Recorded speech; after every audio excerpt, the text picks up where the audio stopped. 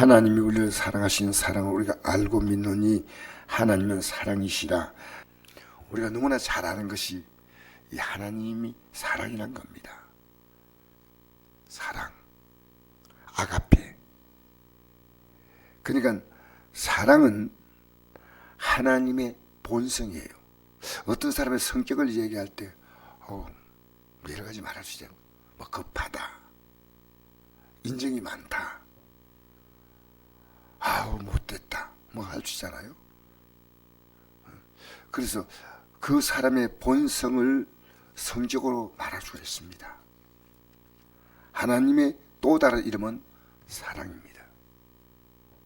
이 사랑은 태초에 사랑이 있었고, 사랑의 하나님이 사랑하는 인간을 위해서 이성을 창조하신 겁니다.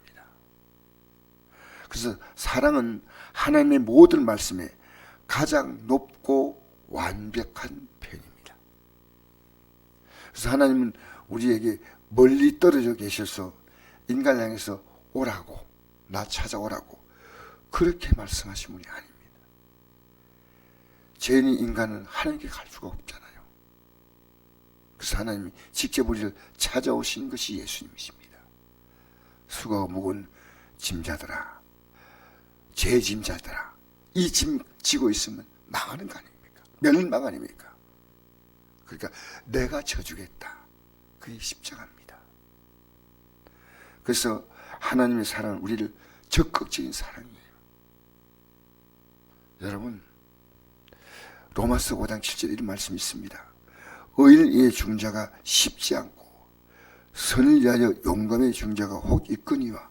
우리가 아직 죄인 됐을 때 그리스도께서 우리를 죽으심으로 하나님께서 우리에 대한 자기의 사랑을 확정하셨느니라. 요한복음 15장 13절에 사람의 친구를 위하여 자기 목숨을 버리면 이에 더 큰 사랑이 없다. 그렇죠. 예수님은 우리의 친구입니다. 여러분 남의 얘기를 들어주나요? 여러분 말 많이 하나요? 예수님이 시마를 기도하는 말은 뭔지 압니까? 우리의 말을 들어주시겠다는 겁니다. 계속해서 들어주시겠다는 것이 이게 기도입니다. 여러분, 지휘자가 제일 힘든 게 뭐냐면요, 성도들이 말을 많이 들어주는 겁니다. 내 말을 많이 하는 게 아니에요. 여러분 말을 많이 하는 편입니까? 들어주는 편입니까? 들어주는 겁니다. 이게 사랑입니다. 그래서 헬라에는 아가페와 에로스라고 하는 단어가 있습니다. 사랑에 대해서 아가페, 에로스, 휠리아, 스톨케 이런 사랑이 네 가지가 있는데, 특별히 우리 인간의 가장 많은 사랑은 에로스의 사랑이, 그 사람이 사랑할 가치가 있다고 할 때 사랑해 주는 것이 에로스입니다. 상호한 사랑이고 종교적 사랑이고 인간의 사랑이에요. 근데 아가페는 무조건적인 사랑이에요. 이유를 묻지 않습니다. 하나님의 사랑은 아가페 사랑인데 가장 아가페적인 사랑이 부모의 사랑, 그것도 어머니의 사랑입니다. 그러나 그 어머니의 사랑이 그렇게 있다 하더라도 그것은 대상이 한정되어 있습니다. 내 자녀란 겁니다. 하나님의 사랑은 무한정입니다.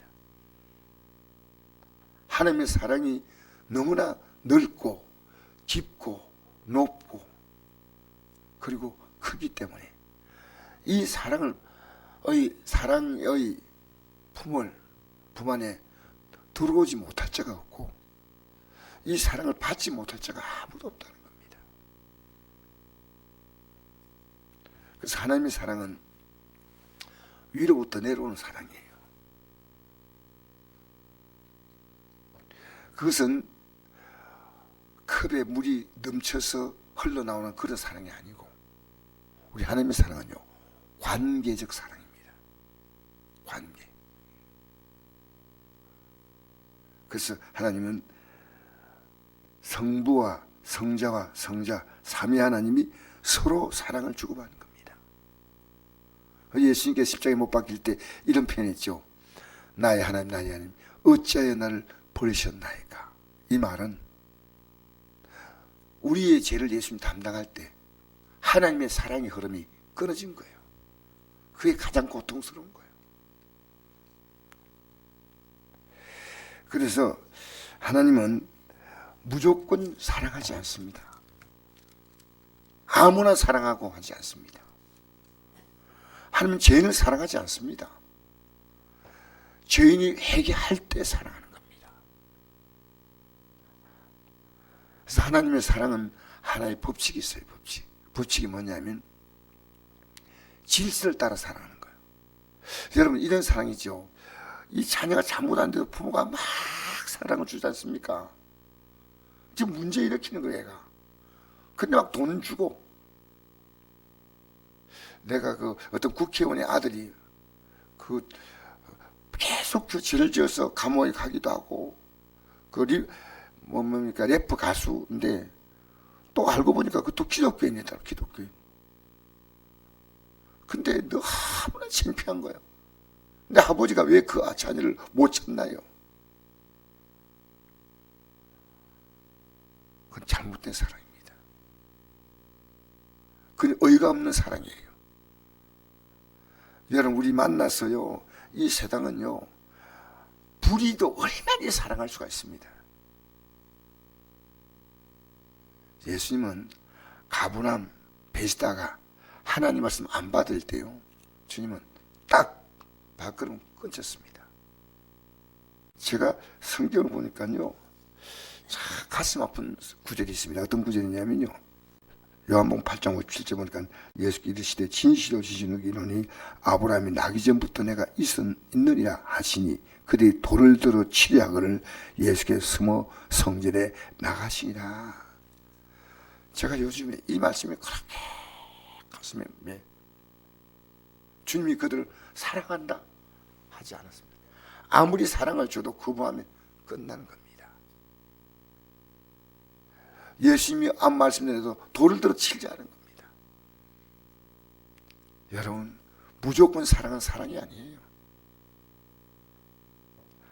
하나님의 사랑이 뭔지 압니까? 기준입니다. 의입니다. 의. 불의하면 하나님 매를 드시는 거예요. 하나님의 사랑은요 무조건 사랑한다 절대 아니에요. 이 땅에서 하나님의 사랑을 받으려고 마지막 기회 줘도 거부하면 하나님의 사랑에서 영원히 버려지는 겁니다. 여러분 하나님 무질서 하나님 아니십니다. 질서 하나님이세요. 우리는요 잘못해도 니캉 내캉이 아닙니다. 하나님이 사랑의 질서 안에서 하나님은 사랑이시라. 무조건 사랑은 절대 사랑이 아니에요. 그 사랑을 잘 표현한 것이 십자가 아닙니까? 여러분 언제 회개했나요? 하나님의 사랑을 받은 자의 특징은 날마다 회개하는 겁니다. 여러분 완벽하게 살가고 잘못된 사랑을 갖고 있으면요 회개하지 않습니다. 하나님의 사랑을 받으는 게 첫 단추가 회개입니다. 회개. 이 아침에 나와서 내가 하나님께 마음껏 기도할 수 있다는 것은 얼마나 놀라운 특권인지 모릅니다. 하나님 안 들으신다고요? 죄인의 기도는 듣지 않습니다. 하나님의 질서, 성경 전체에 흐르는 것이 뭔지 압니까? 유대인들은 아무리 죄를 져도 뻔뻔했습니다. 심지어 예수님도 돌을 던지려고 하는 것이 바로 유대인들이고, 이 시대 기독교인들은 하나님 말씀 바로 전하면 주의 종을 바로 존경하고 인정할까요? 그렇지 않습니다. 그러니까 주의 종도 여러분들의 사랑받기 위해서 하나님 말씀을 옆에 비껴나가서 전합니다. 슬픈 현실이에요. 돌맞이를 각오하고 하나님 말씀 전해야 됩니다. 근데 정말 주님은 끔찍이 사랑하셨습니다. 우리를 끔찍이. 주님의 사랑의 품 안에 들어왔습니까? 그럼 그 사랑으로 서로 교제하는 겁니다. 아이고 나 좋아하니까 내가 집사님 좋고 권사님 좋고. 여러분 이렇게 하지 마십시오. 저는 하나님 말씀 따라 여러분 사랑합니다. 하나님 말씀으로. 하나님 말씀으로. 제가 또 예 마치고요, 그냥 편하게 오후 예배 안 드리고 가르치는 분 보면서 내 마음이 찢어지는 거예요. 저분들이 오후 예배 드려가면 얼마나 좋을까.